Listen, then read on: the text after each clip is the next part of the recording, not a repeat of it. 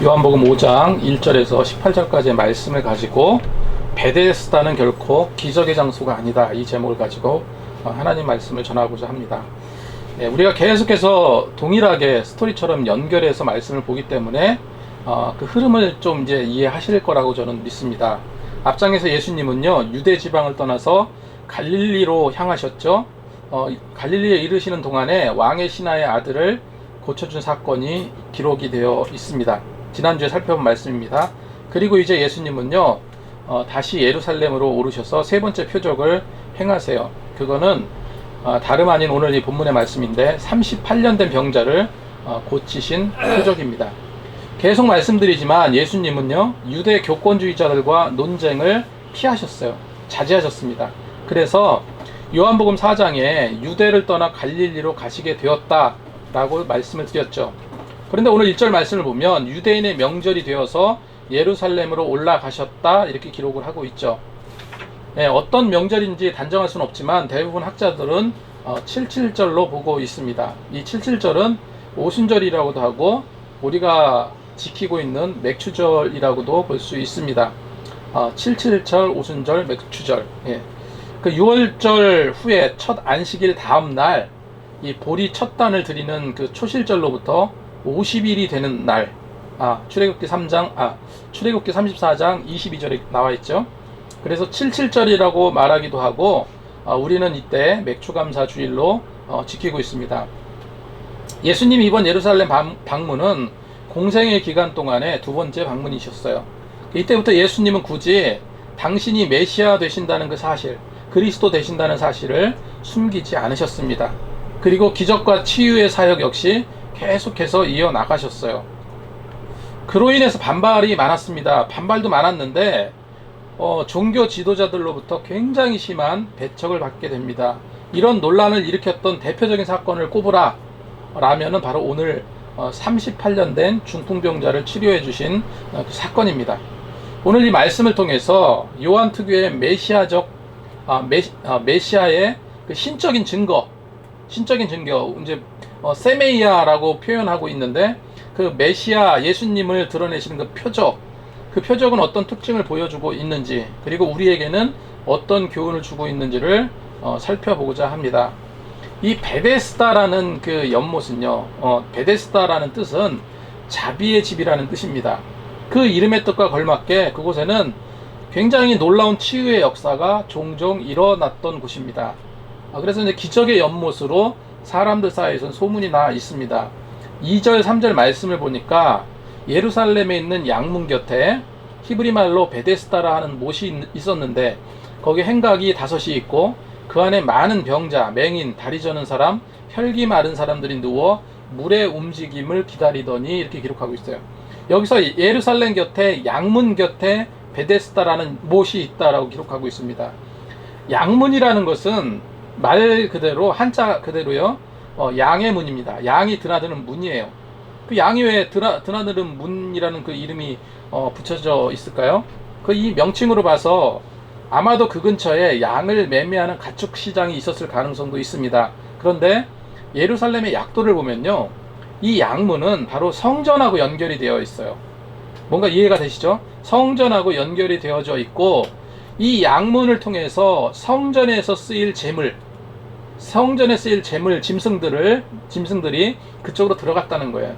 그래서 재물로 쓰여질 짐승 중에서 양이 가장 많았잖아요. 양이 가장 많았기 때문에 양문이다, 이렇게 불리어졌다는 말입니다. 그래서 이 양문은 하나님께 드려질 짐승의 통로였던 것이죠. 그 양문 곁에 작은 연못이 있었으니 그 연못이 바로 베데스다라는 연못이다 하는 겁니다. 이 베데스다 연못을 제가 자료를 찾아봤더니 폭이 대략 65m 됩니다. 그러니까 꽤 넓긴 하죠. 근데 넓이는 뭐 한 1m 정도도 안 됩니다. 1m 정도밖에 안 됩니다. 그렇기 때문에 폭은 굉장히 긴 편인데 넓이가 그렇게 넓지 않아서 그렇게 큰 못은 아니에요.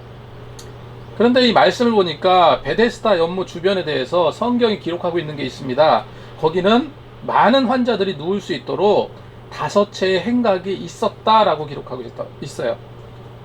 병자들을 위해서 5채 행각이 있었고, 그 안에 어떤 병자들이 있었나 봤더니 맹인, 다리 저는 자, 혈기 마른 사람, 각종 병들이 있는 자들이 늘상 그 행각에서 누워 있었다라고 기록을 하고 있습니다. 왜 누워 있었을까요?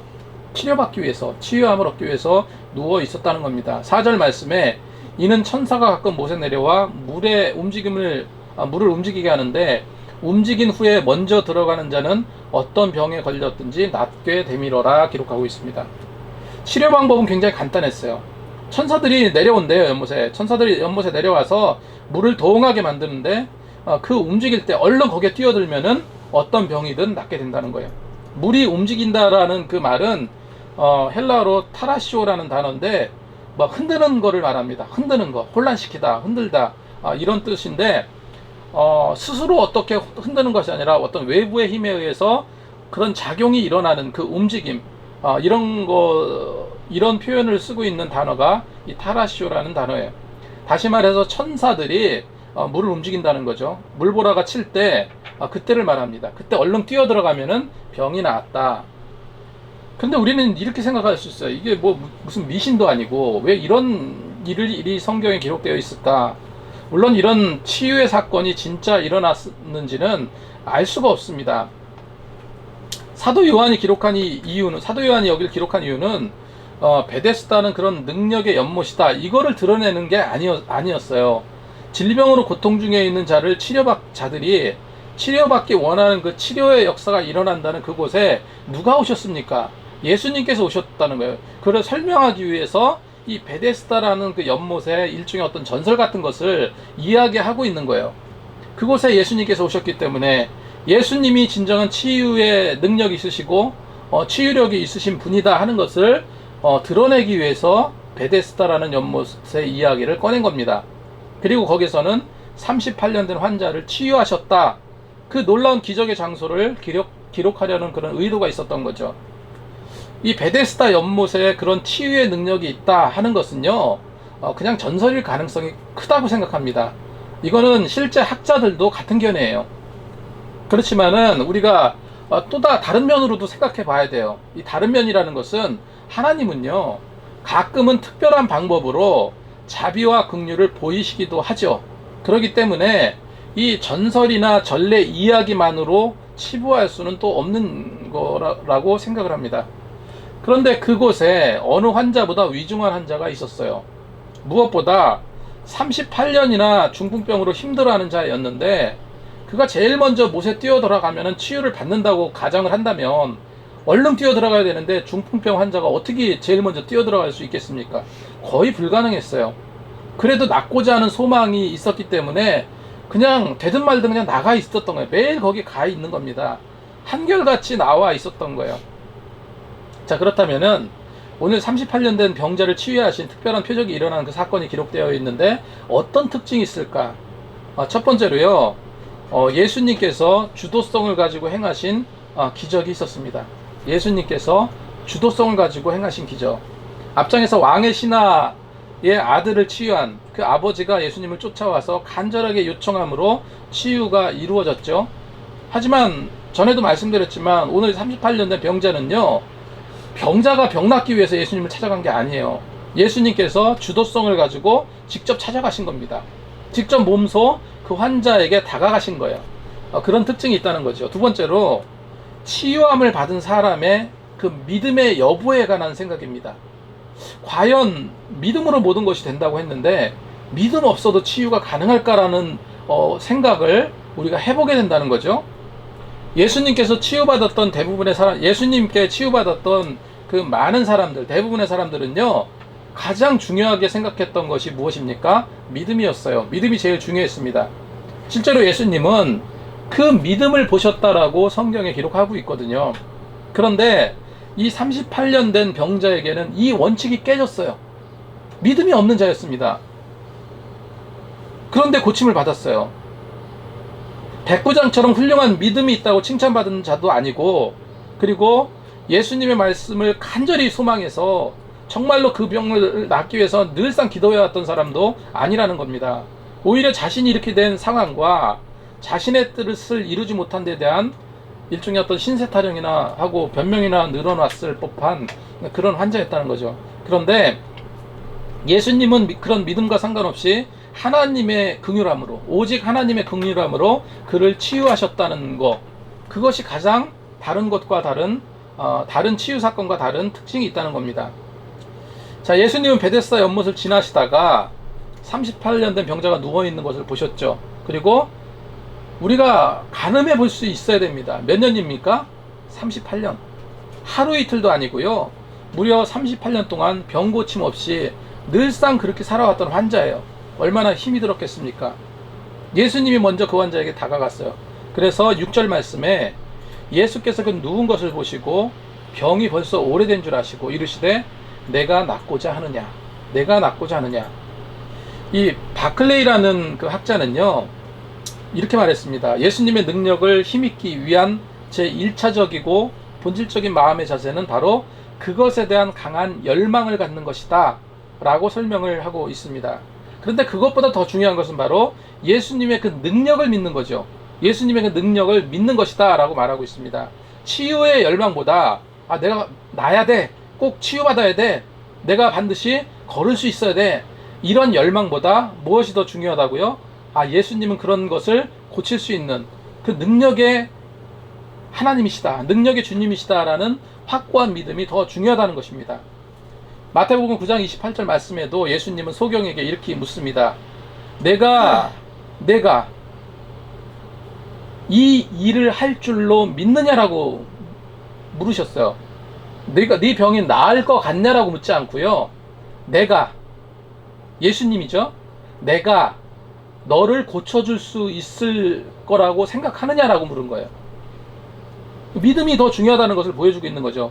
내가 낫고자 하느냐는 그 열망을 물어본 것이 아니라, 내가 고침받기 원하느냐 물어본 것이 아니라, 내가 너를 낫게 해줄 수 있는 능력이 있다는 그 사실을 믿느냐라고 물어보신 겁니다.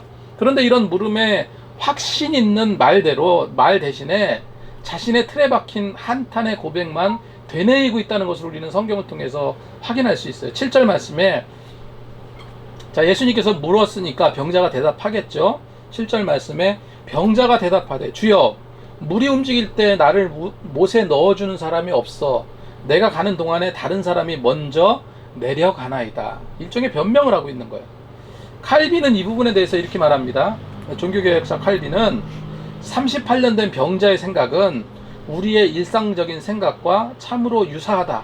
그는 하나님의 도움을 자신의 생각으로 제한해버렸고 자신이 확신하는 바 이상의 것을 결코 기대하지 않으려 했다. 다시 말해서 이걸 우리가 어떻게 정의 내릴 수 있겠습니까? 믿음이 없다예요. 믿음이 없다. 믿음이 없는 자였습니다.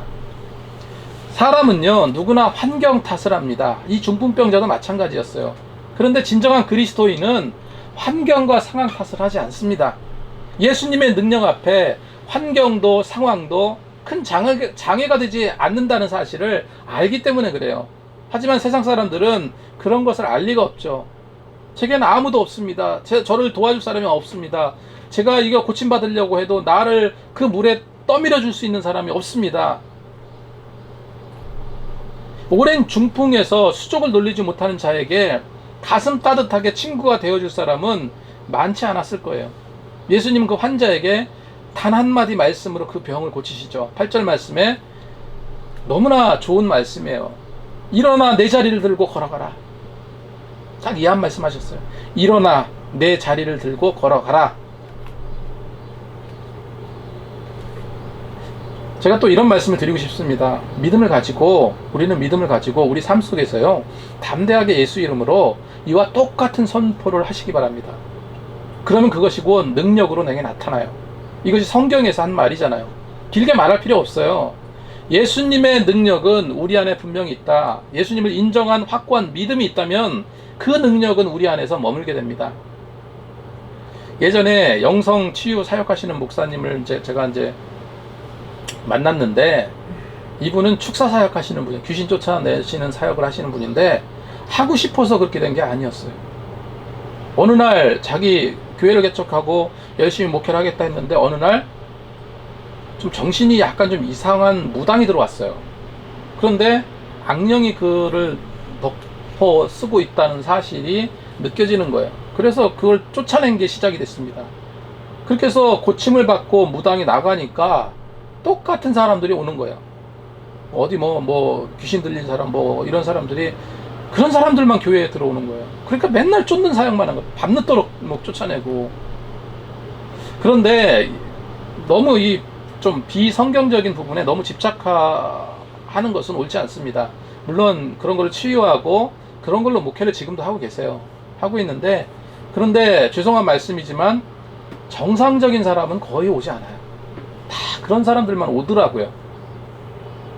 그분이 그러니까 귀신 들린 사람이 정상이 아니라는 게 아니고 그런 분들만 오시더라는 거예요. 그러니까 그분이 저한테 하는 말이, 한탄 아닌 한탄을 하는 얘기가, 이게 하나님의 뜻인 것 같다. 그런 분들만 오신다. 내가 너무 힘들다라는 얘기도 하셨어요, 사실은. 그런데 사실은 이런 능력이 누구에게나 다 있는 겁니다. 예수 이름의 능력이 있어요. 그리고 예수님의 능력은 그렇게 복잡하지 않습니다. 단순 명료하고 확고합니다. 그 능력에 강함이 있어요. 예를 들기는 좀 웃기지만 조직폭력배들 한번 생각해 보세요. 조직폭력배들은요, 이권 다툼을 할 때, 싸울 때 대장 그 보스가 싸우지 않습니다. 이권 다툼할 때 싸울 때 누가 싸워요? 조폭 행동대장들이 싸워요. 칼 갖고 막 싸우고 뭐 야구방망이 갖고 싸우는 것들은요, 죄다 쫄따구들이에요. 서로 치고받고 싸웁니다. 그 보스는 뭐만 합니까? 조폭들의 보스는요, 그냥 말 한마디예요. 야, 가자, 전쟁이다. 이 한마디만 하면 밑에 있는 쫄따구들은 알아서 행동해요. 쇠파이프 들고 야구방망이 들고 맞서 싸워요. 예수님은요, 표현이 이상하지만 조직폭력배의 보스와 같은 분이에요. 그냥 말 한마디면 되는 겁니다. 선언만 하면 되는 거예요. 예수 이름의 능력이 쫄따구가 가진 능력이 아니라는 겁니다. 그냥 말 한마디 선포하면 되는 거예요. 그럼에도 많은 사람들은 이미 내 안에 있는 그런 능력을 뒤로 밀어두고요, 큰일인데 이 싸움 이거 어떻게 해야 될까, 이 생활의 그 어려움 어떻게 해결할까, 우리가 사는데 이 굴곡을 어떻게 피해야 할까, 어떤 무기로 활용해야 될까, 어떻게 전술을 취해야 될까, 이거를 본인이 고민한다는 거예요. 예수 이름의 강력한 무기는 뒤에다 놔둬버리고 그 능력을 선포하는 기도는 하지 않고 걱정, 근심, 고민만 한다는 겁니다. 여러분, 우리는 교회도 마찬가지예요. 교회도 사실 기도의 덕을 쌓아야 되는 것이 교회죠. 기도는 하나님께 드리는 부탁이 아닙니다. 기도는 하나님께 드리는 부탁이 아니라, 기도는 하나님의 선포의 능력이에요. 하나님의 능력의 선포입니다. 선포 행위예요. 저는 그렇게 생각해도 틀리다고 생각하지 않습니다. 마태복음 21장 22절 말씀에 너희가 기도할 때 무엇이든 믿고 구하는 것은 다 받으리라 하시니라. 그래서 선포하라는 거죠. 내 질병 고쳐주세요가 아니에요. 내 질병을 고쳐주세요가 아니라, 내 질병은 나았습니다. 내 질병은 치유되었습니다. 내 가정은 회복되었습니다. 내 믿음은 회복되었습니다. 그냥 선포하라는 거예요. 38년 된 병자가요, 벌떡 일어났어요. 예수님은 어떤 주술적인 행동을 하신 게 아닙니다. 겟세마네 동산에서처럼 정말로 땀방울이 핏방울이 되는 그런 강렬한 기도가 있었습니까? 아니었어요. 예수님은 단지 침상을 들고 가라고 하셨을 뿐이에요. 그래서 우리는 예수 그리스도의 말씀의 능력, 그 말씀의 권능을 믿으시기 바랍니다. 뭐라고요? 8절 말씀, 일어나 내 자리를 들고 가라. 끝입니다. 이런 치유의 역사가 저와 그리고 우리 모든 가정과 우리가 살아가는 모든 환경에서 세세히 임하기를 간절히 소망합니다. 자, 그런데 문제가 생겼습니다. 어떤 문제가 생겼습니까? 그날이 다른 날이 아니라요, 안식일이었습니다.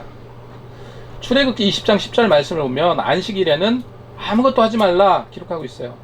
이건 십계명의 제4계명입니다. 에레미야 17장 21절 말씀을 보면은 여호와께서 이같이 말씀하시되 너희는 스스로 삼가서 안식일에 짐을 지고 예루살렘 문으로 들어오지 말며 기록하고 있어요. 이렇게 안식일에는요, 짐을 운반하는 것 자체가 금지되어 있습니다. 이 유대인들에게는 많은 율법서들이 있는데, 이 구전되어 있는 것도 일종의 율법 율법입니다. 그러니까 입에서 입으로 전달된 그 구전된 거, 옛날에 이제 기록이 많지 않았기 때문에, 그래서 구전된 율법들이 있어요. 입에서 입으로 전해지는 율법이 있는데, 그 구전된 유대인의 율법들을 문서화한 게 있습니다. 그거를 미슈나라고 합니다. 그 장로들의 전통이라고도 하죠. 그런데 유대인들은 이 미슈나에 안식일에 금지된 일의 종류가 무려 39가지나 기록해 놓고 있습니다. 그 중에 제일 마지막에 규정해 놓은 것은요, 물건을 한 곳으로부터 다른 곳으로 옮기는 것에 대한 금지사항이 있어요. 그러니까 안식일에 내가 뭐를 예를 들까요? 안식일에 의자가 있습니다. 자, 이 강대상이 있어. 강대상이 있으면 안식일이 되면요, 이거를 요 옆으로 이동하는 것도 어떻다고요? 금지사항이에요. 그런 것을 했을 경우에 지탄받는 일이었고, 그랬습니다. 만약 살아있는 사람이 들것에 태워서 뭐를 운반한다면, 그럴 경우는 이제 별로 비난받지 않는다고 합니다. 그런데 아무도 타지 않는 들것이 운반될 경우, 그것도 비난되는 일이래요. 그래서 예수님께서 뭐라고 말했어요? 내 자리를 들고 가라. 이거는 바로 노동에 해당된다는 거예요. 노동에. 이 자리를 들고 가라. 이건 노동이라는 겁니다. 그래서 율법적으로 어떤 노동도 할 수 없는 그 시간에 예수님은 자리를 들고 가라 명령했던 거예요. 그러니까 이거는 뭐라는 거예요? 심각한 율법을 어긴게 되는 거죠. 사람이 얼마나 우매해요. 그 병자가 완치되었다는 그 놀라움이 사실은 더 우선되어야 될 일인데, 유대인들은요, 그 기적보다 예수님이 안식일 규례를 어겼다는 것을 더 크게 비판하고 있었던 거예요. 아니나 다를까 유대인들은요, 치유받은 사람에게, 야, 너 이 자리를 들고 가는 것은 옳지 않은 일인데 누가 이 자리를 들고 가라고 말했냐, 누가 이 자리를 들고 가라고 명령했냐, 이렇게 묻습니다. 고침받았던 사람은 그 사람이 누군지 모르잖아요. 예수님, 그분은 메시아다, 그분은 앞으로 올 구세주 예수님이다, 몰랐어요. 그래서 11절에 뭐라고 말합니까? 나를 낫게 한 그가 자리를 들고 걸어가라 하더라. 나를 낫게 한 그가 자리를 들고 걸어가라 하더라, 이렇게 말합니다. 그 자리를 들고 걸어가라 한 사람이 누구냐고 되묻죠. 하지만 예수님은 이미 13절에 뭐라고 기록하고 있습니까? 고침받은 사람은 그가 누구인지 알지 못하니 이는 거기에 사람이 많으므로 예수께서 이미 피하셨습니다. 그냥 피하신 거예요. 논쟁하지 않기 위해서. 그렇게 피하셨던 것은 안식일에 옳지 않은 노동을 시킨 것에 대한 분란과 논쟁을 피하기 위해서 그렇게 피하신 거예요. 그런데 그런 것이 주된 이유는 또 아니었습니다. 기록되어 있듯이 예수님은요, 당시에 최고의 인기 스타였어요. 많은 사람들이 쉴 틈도 없이 예수님을 쫓아다녔습니다. 기적의 행위들을 보고 죽은 사람들도 일어나고, 손 마른 자가 손이 펴지고, 눈 먼 자가 눈을 뜨고요, 안진뱅이가 일어서는 그런 기적적인 사건을 보고 많은 사람들이 어떻게 행동했냐면 예수님을 임금 삼으려고 했다라고 성경은 기록해요. 예수님을 어떻게 해서든지 왕으로 세우자라는 군중의 선동이 있었다는 거예요. 사실은 그런 자들을 피하는 게 더 1차적인 목적이었습니다. 예수님. 여기서 피하다라는 이 말은요, 에크니오라는 단어인데 곤란을 피하기 위해서 빠져나가다, 이런 뜻을 의미합니다. 왜 하나님은 모세가 광야에서 생을 마감하게 하셨을까요? 한번 생각해 보신 적이 있습니까? 왜? 모세는 최고의 리더고 이스라엘 200만이나 되는 이스라엘 민족들을 이끌고 가나안으로 향했던 정말로 원톱입니다. 그런 최고의 리더자를 왜 가나안에 들어가지 못하게 하셨습니까? 왜 광야에서 생을 마감하게 하셨을까? 이 말주변도 없었던 모세가 하나님의 도우심으로요, 강권적으로 품으시는 그 은혜로 이스라엘의 둘도 없는 지도자가 되게 하셨어요. 그랬던 그가 모든 전쟁에서 승리하고요, 가나안까지 가기까지 많은 전쟁이 있었지만은 승승장구했습니다. 입성하기까지 했다면 모세는요, 사람들이 어떻게 여겼을까요? 지금도 신과 같은 존재인데 신과 같은 숭배의 대상이 되었을 거예요. 이스라엘 백성들은요, 가히 절대적으로 모세를 맹종한 상태로 변질되어 갔을 겁니다. 이미 시내산에서 내려올 때 어떤 표현이 있습니까? 모세가 시내산에 올라가서 하나님과 대면했을 때 내려왔죠. 내려왔는데 그 얼굴에 광채가 났다라고 성경은 기록. 그 얼굴에 광채가 나서 많은 사람들이 압도당했다. 그래서 모세는 어떻게 행동합니까? 그 얼굴에 수건으로 감쌌다. 수건으로 얼굴을 가릴 정도였잖아요. 그래서 하나님은요, 더 이상은 안 되겠다고 생각하신 거예요. 아, 내 사역은 여기까지다. 마찬가지로 예수님께서 한 가지 더, 우리가 그 광야에서 죄를 져가지고요, 노뱀을 바라보라고 그랬고, 그 노수로 만든 뱀을 바라보라고 했는데, 쳐다봐서 많은 사람들이 다 낫잖아요. 병이 치유되고 그랬는데 나중에 어떻게 합니까? 그 노뱀을 우상화시킨 그 뱀에서 무슨 능력이 나오는 것처럼 이렇게 우매했다는 거예요. 그래서 모세에 대한 그런 신적인 존재로 추앙받는 것이 문제가 될 것 같죠. 마찬가지로 예수님께서 사람을 피하신 이유가 거기 있습니다. 예수님께서 왜 사람들을 피하셨냐? 두려워서 도망하신 게 아니라 자신의 기적을 보고 세상의 임금으로 삼으려는 저들의 의도를 너무 잘 알고 있었기 때문에 피해 가신 거예요. 그냥 이 단순한 임금으로 생각하지 않습니다. 지금 이미 이스라엘 백성들은요, 메시아 대망사상이에요. 메시아가 오신다, 이거를 기대했던 사람들입니다. 그렇게 기대했던 자들이 기적을 펼치는 자가 왕이 돼야 된다. 그 기적은 누구라고 생각하겠습니까? 신적인 존재, 신으로 추앙할 겁니다. 당연히 예수님은 신이시지만, 하나님이시지만 그들의 어떤 맹목적인 것이 문제가 되는 거죠. 그가 세상 사람들의 임금을 삼으려는 그 의도를 예수님은 너무 잘 아셨기 때문에 너희들이 생각하는 그런 임금, 너희들이 생각하는 그런 정치적인 그런 임금이 아니다 하는 것을 주님은 그거잖아요. 그렇기 때문에 피해 가신 거예요. 38년 된 병자는 자신의 몸뿐만 아니라 의지까지 마비되어 버린 그 영적 무기력자로 그와 같은 이스라엘 백성들의 비참한 영적 상태를 보여주고 있는 겁니다. 세 번째로요, 베데스다는 결코 기적의 장소가 아닙니다. 한번 따라하겠습니다. 베데스다는 기적의 장소가 아니다. 베데스다가 아니라 예수님께로 모이는 성도들이 돼야 됩니다. 저는 이 베데스다라는 장소가 어찌 보면 우리 인생사, 우리 삶과 이렇게 닮았을까 하는 생각을 해보게 되었습니다. 우리 인생이 어떻습니까? 무언가 얻기 위해서 베데스다 같은 그런 기적과 능력의 장소로 모여들어요. 좋은 대학 가기 위해서 명문대로 모여들고, 좋은 직장 가기 위해서 또 경쟁률을 뚫고 또 치열하게 올라갑니다. 좋은 사람 만나기 위해서, 스펙 좋게 좋은 자들을 만나기 위해서 그렇게 노력을 해요. 어떻게 해서든지 재산을 증식시키고 좋은 투자거리가 없지 않을까 하면서 안간힘을 쓰기도 합니다. 하지만 정말 좋은 직장 얻는 자는 극소수고, 좋은 대학, 스펙 좋은 사람 만나는 것도 극소수입니다. 수많은 병자들이 누워있지만 그곳에서 치유받는 사람은 극소수인 그 베데스다의 연못과 같다, 이런 생각을 하게 됩니다. 베데스다 연못은 이처럼 더 좋은 거, 더 필요한 거, 더 탐나는 것을 채우기 위해서 몰려드는 그런 인생의 근원적인 장소와도 같다는 겁니다. 그리고 치열한 경쟁이잖아요, 베데스다가.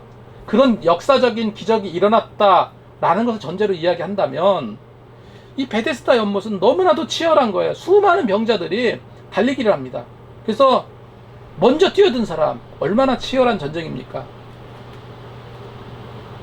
그렇게 더 모든 것을 채우고 더 모든 것을 탐내기 위해서 몰려드는 인생의 근원적인 장소와도 같다, 이런 생각이 드는 거예요. 그리고 가장 먼저 뛰어들어야 했기 때문에 무한 경쟁에 사로잡혀 있는 현대사회의 인생의 모습과 어쩌면 이렇게 닮았을까.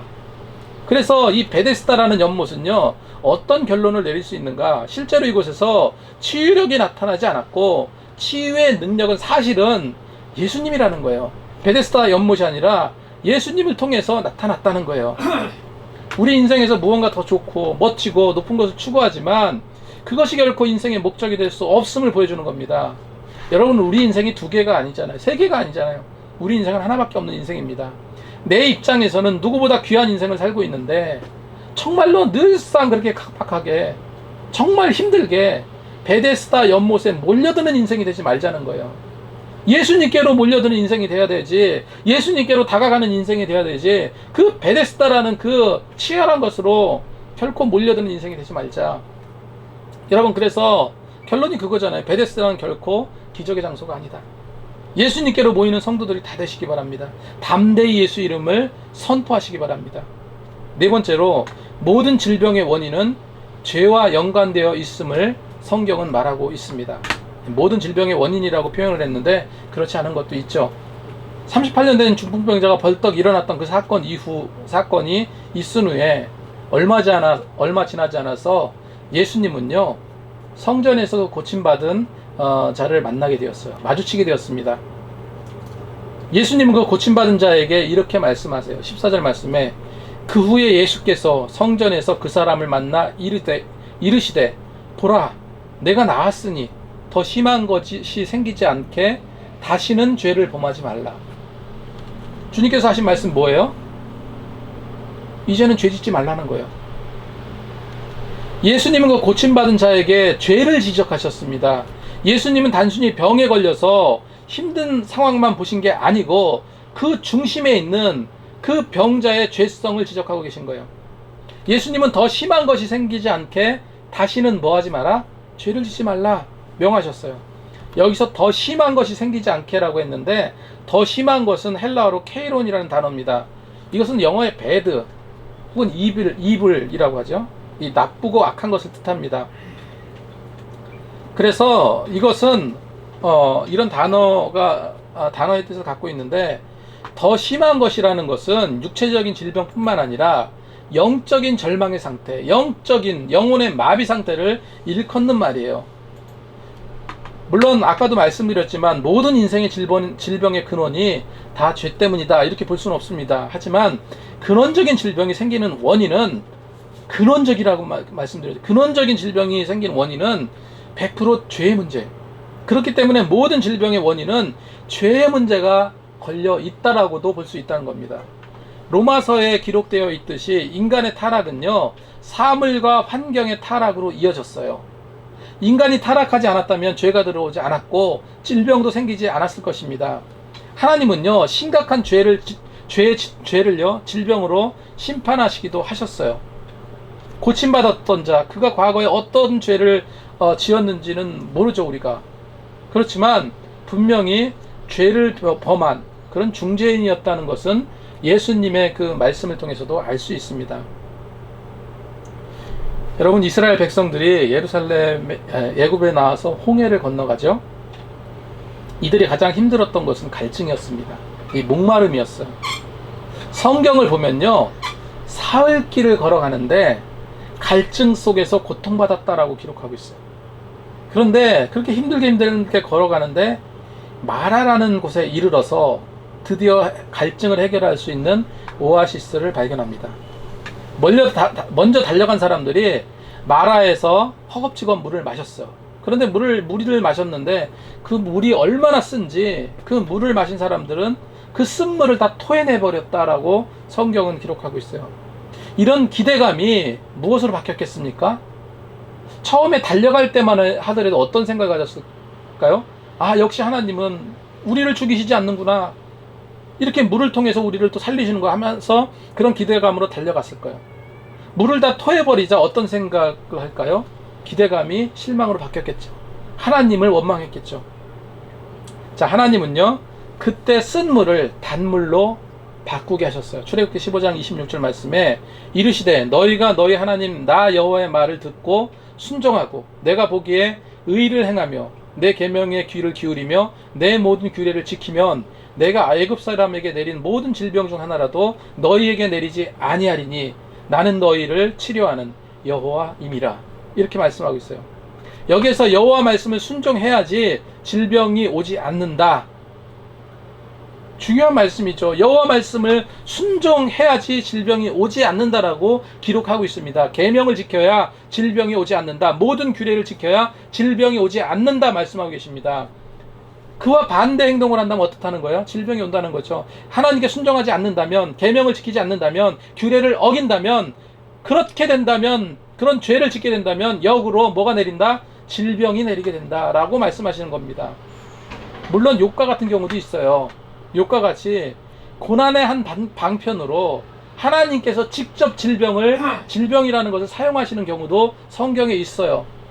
질병은 이처럼 죄와 관련된 경우가 많아요. 현대를 사는 우리는 어떻습니까? 한마디로 우리는요, 병든 자고 아픈 자고 내면의 쓴 뿌리는요, 늘 더욱더 견고히 우리를 뿌리내리려, 우리 인생을 망가뜨리려, 우리 인생을 아프게 만들려고 그렇게 힘들게 해요. 우리 내면에 이 마라의 쓴물처럼 치유받아야 될 상처 누구에게나 있다는 겁니다. 그렇게 우리는 잘난 척 말고요, 우물쭈물 뽐내지 말고 날마다 치료자 되시는 하나님 앞으로 나가야 된다는 거예요.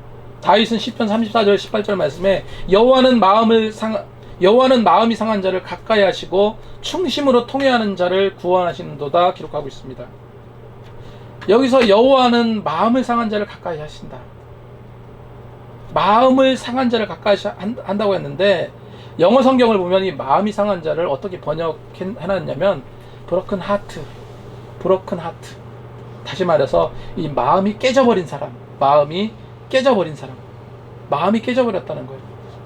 그런 자를 어떻게 한다고 하나님께서는 구원하신다. 다윗은 그 깨져버린 마음을 어루만져 주시고 치유해 주시는 분은 오직 하나님이시다. 이 세상에 이렇게 마음이 깨진 분들이 얼마나 많습니까? 누가 우리 마음을 이렇게 깨트렸어요?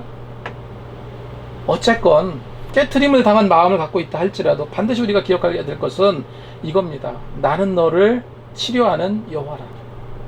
예수님은 하나님이시죠. 그래서 오늘 본문의 그리스도의 신성, 하나님과 동등성이라고 하는 이런 특별한 관계에 기초한 예수님의 그 권위가 예수님 자신의 말씀을 통해서 주장되고 있습니다. 그리고 하나님은요, 그 아들 예수 그리스도에게 부활과 영생과 심판의 권세를 위임하셨어요. 그렇기 때문에 아들은 아버지와 동등하게 영광 받을 분이시죠. 그래서 이와 같이 삼위일체 하나님, 성부, 성자, 성령과 관계에서 비롯된 성자 예수님의 사역과 그 속성에 대해서 잘 묘사하고 있습니다. 16절 말씀에 그러므로 안식일에 이러한 일을 행하신다 하여 유대인들이 예수를 박해하게 된지라 기록하고 있습니다. 오늘 이 말씀을 통해서 우리는 한 가지만 딱 기억했으면 좋겠습니다. 베데스다는 기적의 장소로 알고 있지만 사실 기적은 누구의 손에서 나왔습니까? 예수님께 나왔어요. 세상을 살아가면서 우리는 베데스다가 정말로 기적의 장소라고 착각하며 살아갑니다. 하지만 그것은 너무나 사람을 각박하게 만드는 그런 장소에 불과하지, 우리를 힘들게 하는 그런 과정에 불과하지, 결코 그것은 기적의 장소가 아니다. 그래서 기억할 것은 오직 우리의 기적의 주 되시는 분, 우리의 모든 질병과 고통과 모든 것을 해방시켜 주실 그 유일한 분은 오직 예수 그리스도 한 분이라는 사실을 우리는 기억했으면 좋겠습니다. 이 말씀을 가지고 오늘도 말씀으로 늘 승리하시는 저와 여러분이 되시기 바랍니다. 기도하겠습니다.